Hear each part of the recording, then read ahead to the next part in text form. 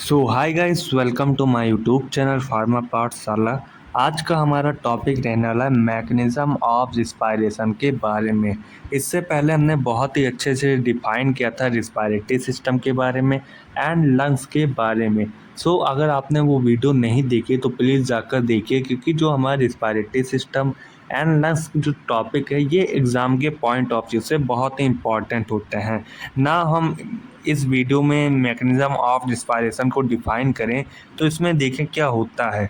तो इसमें हम देखेंगे कि जो हमारा ये मैकेनिज्म ऑफ रिस्पायरेशन होता है, इसमें हमारे मेनली दो प्रोसेस होता है, इंस्पायरेशन का एंड एक्सपायरेशन का।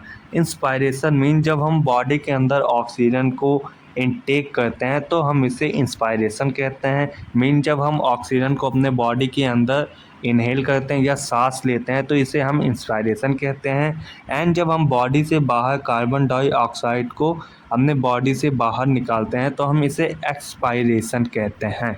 ये होता है हमारा दोनों मैकेनिज्म, इंस्पायरेशन एंड एक्सपायरेशन का। एंड इसमें हम देखते हैं ये जो दोनों हमारे मैकेनिज्म होते हैं ये हमारे कहलाते हैं ब्रीथिंग, सांस लेना एंड सांस छोड़ना बॉडी से बाहर। इन प्रोसेस को हम कहते हैं ब्रीथिंग, जो कि होते हैं हमारे सेल्स के अंदर, जो कि रिस्पायरेटरी सिस्टम के अंदर हमारे ये प्रोसेस होते हैं। सो इसमें हम देखें वन बाय वन देखें कि कौन कौन से प्रोसेस होते हैं हमारे रिस्पायरेशन में। सो इसमें हमारा फर्स्ट स्टेप बाय स्टेप समझे तो इसमें हमारा इंस्पायरेशन आ जाता है एंड एक्सपायरेशन। इंस्पायरेशन में फर्स्टली हम समझें कि क्या होता है। इंस्पायरेशन में हमारा एक्टिव प्रोसेस होता है। Active process mean high to lower concentration. Inspiration में हमारी जो बाहर की इन्वायरमेंट है वहाँ से हम सांस लेते हैं अपने बॉडी के अंदर, जिससे हम कहते हैं इंस्पायरेशन।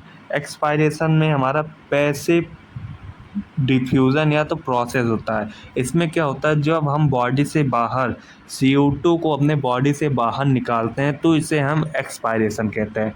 इंस्पायरेशन में हम ऑक्सीजन को अपने बॉडी के अंदर लेते हैं एंड एक्सपायरेशन में जो हमारा CO2 होता है इसे हम बॉडी से बाहर निकालते हैं। ये होता है हमारा इंस्पायरेशन एंड एक्सपायरेशन।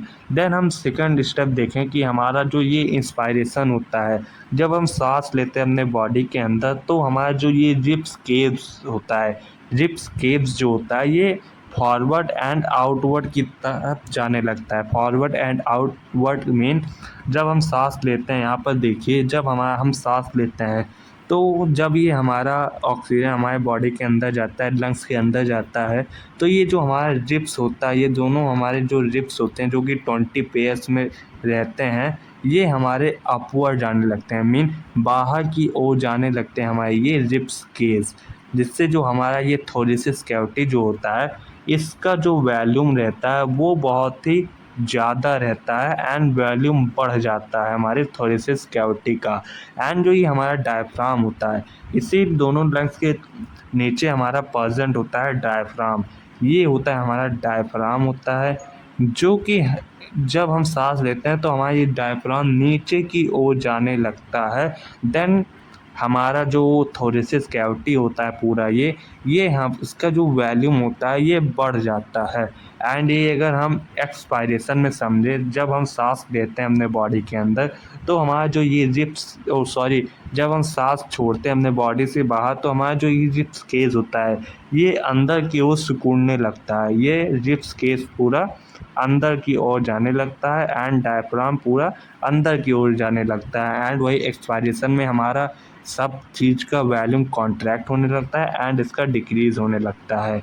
देन इसमें भी हमारा जो डायफ्राम होता है वो रिलैक्स होता है एंड दोबारा अपने ओरिजिनल डोम शेप में वापस आ जाता है। डोम शेप हमारा इस प्रकार का होता है जो कि आप वापस अपने ओरिजिनल फॉर्म में आ जाता है। सो ये हमारा मैकेनिज़्म हो जाता है पूरा, जो कि हमारा होता है मैकेनिज़्म ऑफ रिस्पायरेशन का पूरा प्रोसेस, जो कि हमने बहुत ही अच्छे से आपको समझाया। अगर आपको वीडियो लगी हो अच्छी तो please like and subscribe to my YouTube channel to Pharma Pathshala. Thanks for watching.